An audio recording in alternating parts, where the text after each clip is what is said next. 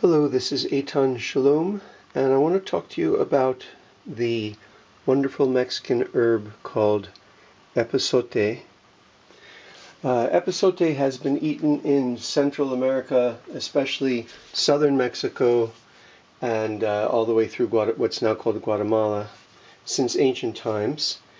And it's a very interesting herb. It has I would say it's an acquired taste. First time I had it, I thought it was awful. When you first have it, you might think, oh my God, this smells and tastes like turpentine. The first time, but it actually smells kind of like a strange cross between, I'm going to smell some now, between fennel and oregano. It has that sort of pungent intensity that oregano and thyme have. At the same time, it has a very fragrant, sort of lighter, more aromatic smell, kind of like fennel. And the leaves of the epazote plant, it has a very long Latin name that I won't bother with. Let's just call it epazote. Epazote, which is what the people who use it call it. I'm sure there's more than one name for it, but that's the most common one.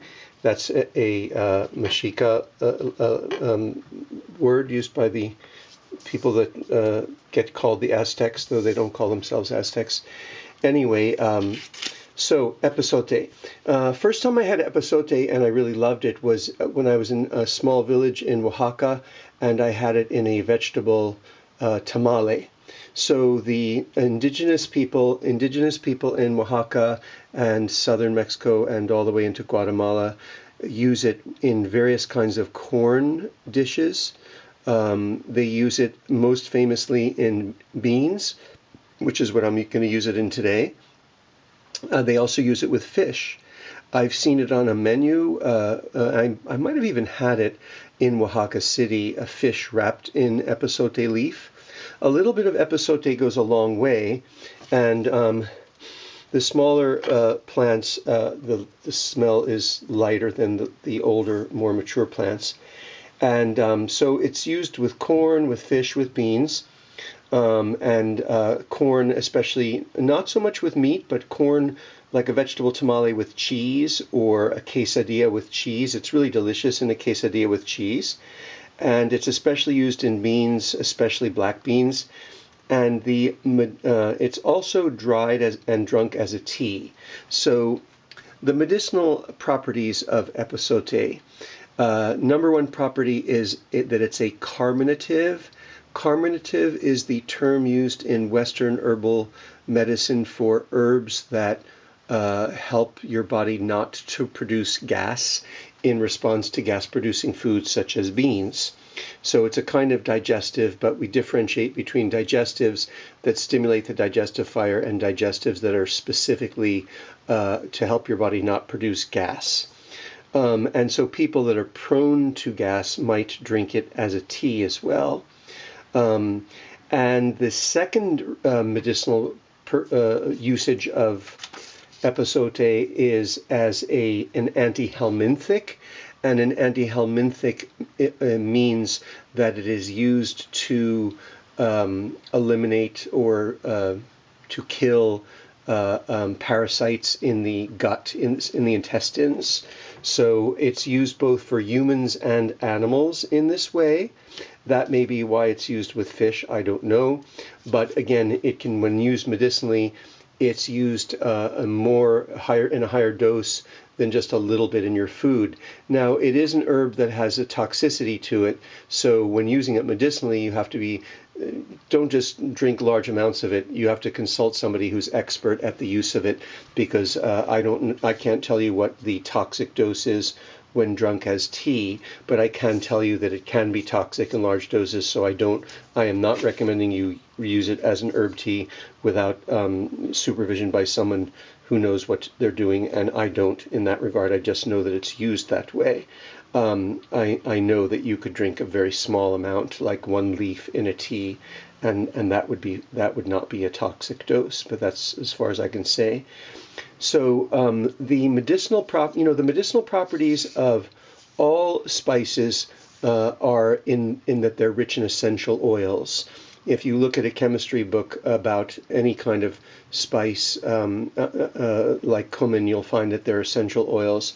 So I actually notice I have 3.5 minutes left. So I'll just say that there are 2 essential oils in epazote. One is ascaridole, and that is the active ingredient that makes it good for eliminating gas. And then there's another one, Carminative, I think it is, and that's the essential oil that has the anti-parasitic quality to it. So if you like to garden, it grows really nicely in your garden. And so I'm going to cut to the chase. Here are my beans. I didn't know I had such little time. Here are my beans. They're already cooked with, let me tell you what I put in here. It's black bean with onion and garlic and tomato and olive oil and bay leaf and possibly some cumin. I made this yesterday. I think I put some cumin in it, but for sure, olive oil, onion, garlic, bay leaf, tomato, and I used a little tomato puree, and so all I'm going to do is you could chop these up a little bit, or just crush them. And okay, I'm going to put the camera down. I'm going to put the camera down, and I am going to cut these a little bit. Just dice it. Just dice it the way you would dice cilantro.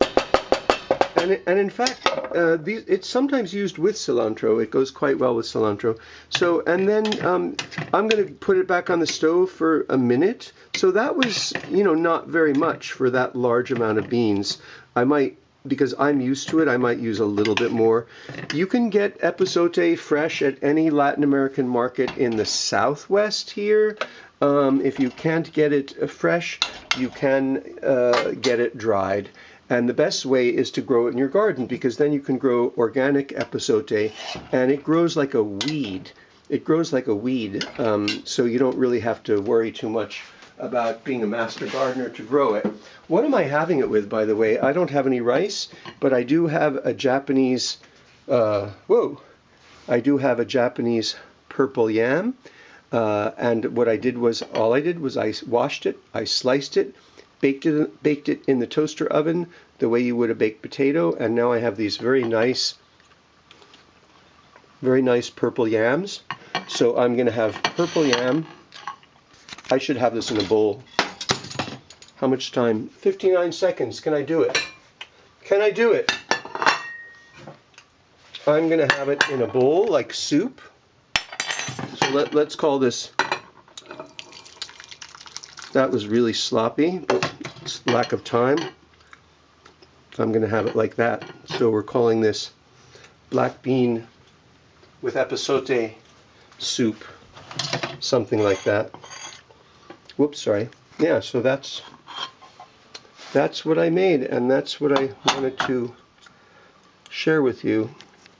I really have to get a tripod, I know. And let's see if this focuses now. There we go. You can see the thing about those Japanese purple yams is they have a delicious flavor, but it's also such a beautiful color. Yeah, I guess the camera needs a minute to focus. So there we go. Okay, thanks for tuning in.